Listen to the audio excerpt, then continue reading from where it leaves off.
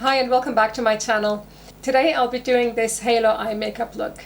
If you're new, welcome to my channel. My name is Rasha, I'm from Peridot Makeup. My channel is all about makeup tips and looks that work for the real world, not just behind the lens. Please make sure you subscribe to my channel, check out my other videos. Let's get started. The halo eye makeup is basically using darker shades on either side of the corners of the eyes and a lighter shade, usually a more shimmery shade, in the center of the eye. So it makes your eyes pop, basically. As you can see, I've already got my foundation on, did the rest of my face, but I did leave out the eye area, including concealing my dark circles. And that's so that the eyeshadow, if it does drip, I can clean it off without compromising the rest of my makeup. So first things first, apply primer. You can apply primer with your hands or using a brush, that's up to you. Make sure you cover the inner corners of the eyes because this part gets a lot of shadow. So we'll be putting some concealer on there, and then underneath your lower lashes as well, because I'll be putting on some makeup there as well. Once I've done my eye makeup, I'll come back and put primer on and conceal the under eye area. Make sure you press it in nicely. You can use a beauty blender. I like using these powder puffs. I personally like to apply some translucent powder on my eyelid over the primer because I feel that it works better this way.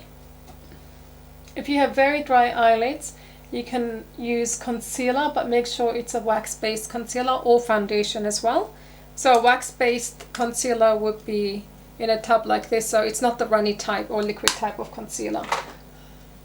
And this is to ensure that it doesn't add too much moisture to the eyelids. So I'm finishing powdering the area that I've primed.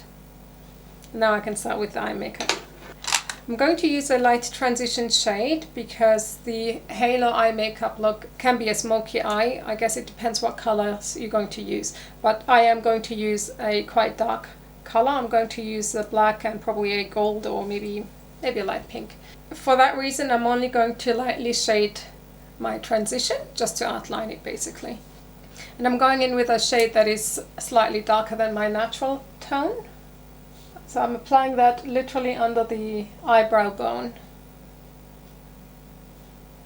As I've said in the past, if you have hooded eyes, make sure you look straight ahead in the mirror and then draw out this area. Now for the fun bit. I'm going in with a black eyeshadow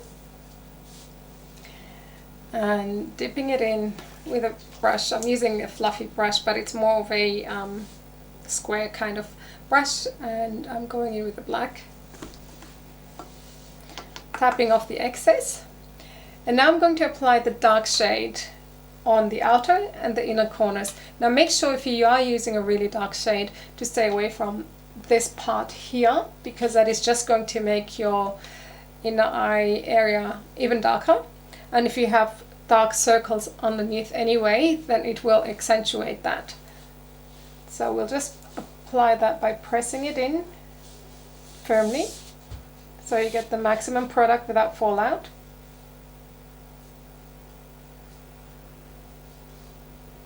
Taking it all the way down to the lash line. Doesn't need to be really neat because we'll kind of blend it in together with the lighter shade in a minute.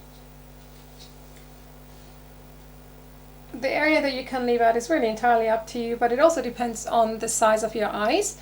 And now with whatever I have left on the brush, I'm going to bind in basically the black just where the crease is. This will give me an outline for where the light shade is going to be. So now we have the basics of the halo eye makeup look.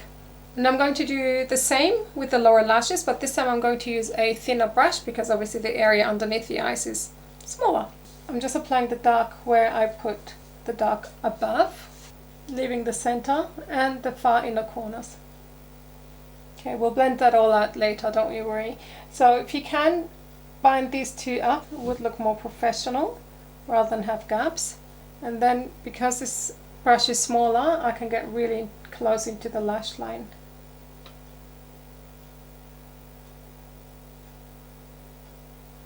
Alright, now I'm happy that I don't have any black eyeshadow in the inner corners. It's nice and clean. I can go in with the concealer. I've already primed this area, so I don't need to worry. But I really do need to put concealer on this area because it gets so dark. It gets a lot of shadow from the eyebrows and the nose.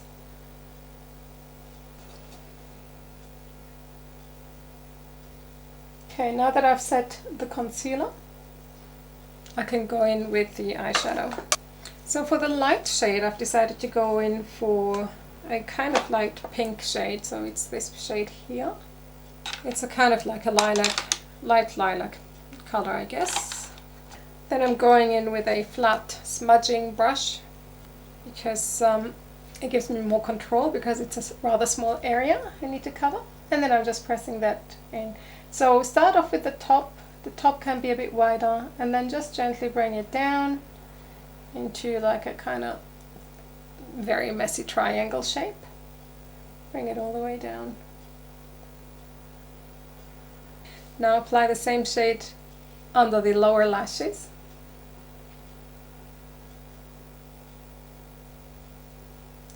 Now just to complete the look, I'm going to go in with the color that I use for the transition underneath the black and light pink.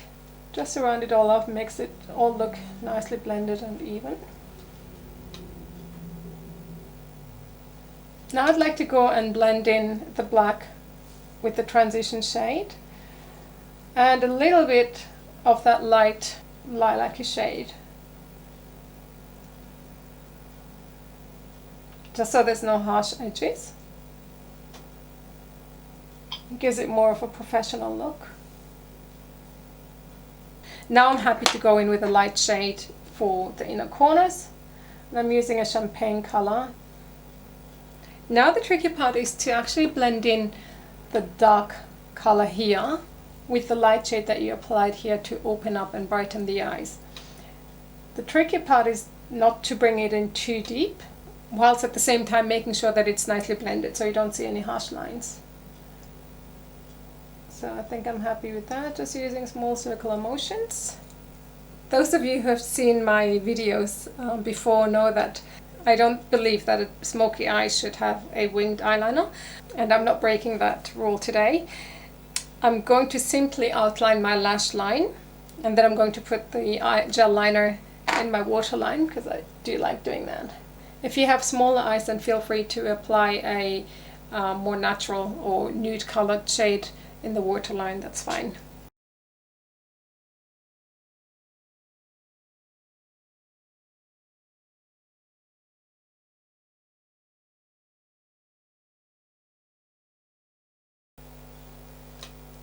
Now with the brush that we use the black eyeshadow with, we're just going to go in and gently blend out the edge of the eyeliner with the eyeshadow, just so it doesn't become too obvious. I don't know, I feel like it needs some glitter.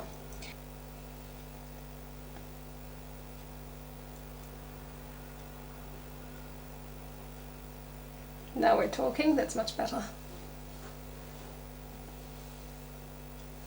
I just feel the camera wasn't picking up the other color, so I think now I can see better. Right. Mascara and lashes now.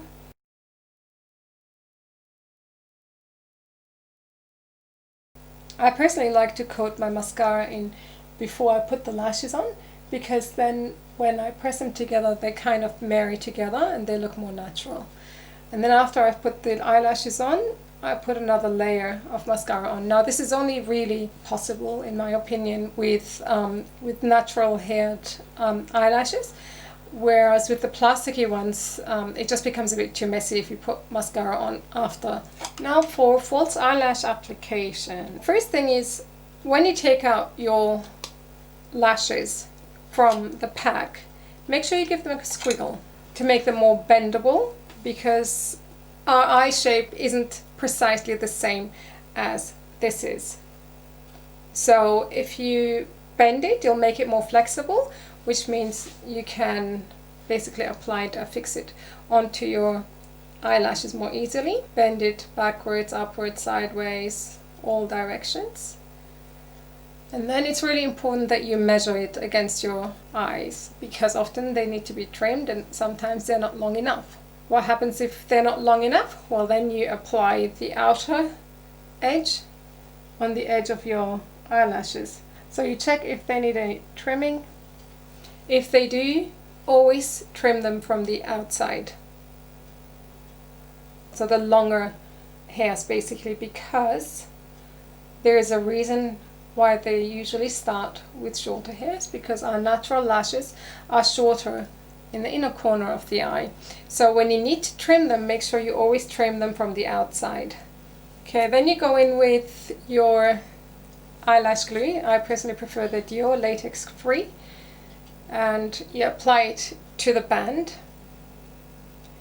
I personally prefer the natural haired lashes over the plastic lashes because they are lighter to wear and they're more bendable usually, so they're more flexible.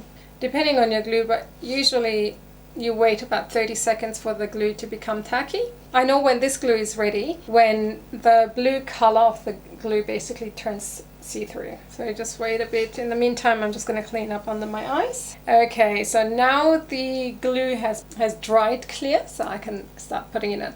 So it's important to try and place it in the middle of your eyes.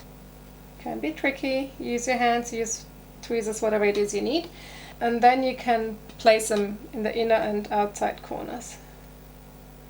Try and get them as close as possible to your lashes.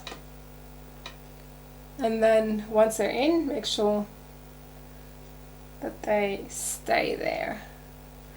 So it takes a couple of tweaking. And that's it. And then you press them together with your real lashes if you're comfortable that they are sticking on nicely. Always make sure that the inside and outside corner have plenty of glue on, because that's the part where it likes to lift off the most. So when your eyes water, they will actually lift up the inner corners and it gets really annoying. Pressing them in together. What I personally like doing is to curl the lashes as well once I've put them on. Very gently, make sure I've got them all in. Quick press and let go. Now I can put the mascara on. Make sure the glue is completely dry before you put the mascara on so it doesn't lift it up. That's the Halo eyeshadow with lashes. I'm just going to clean up under the eyes and put the concealer on, and I'll come back to you.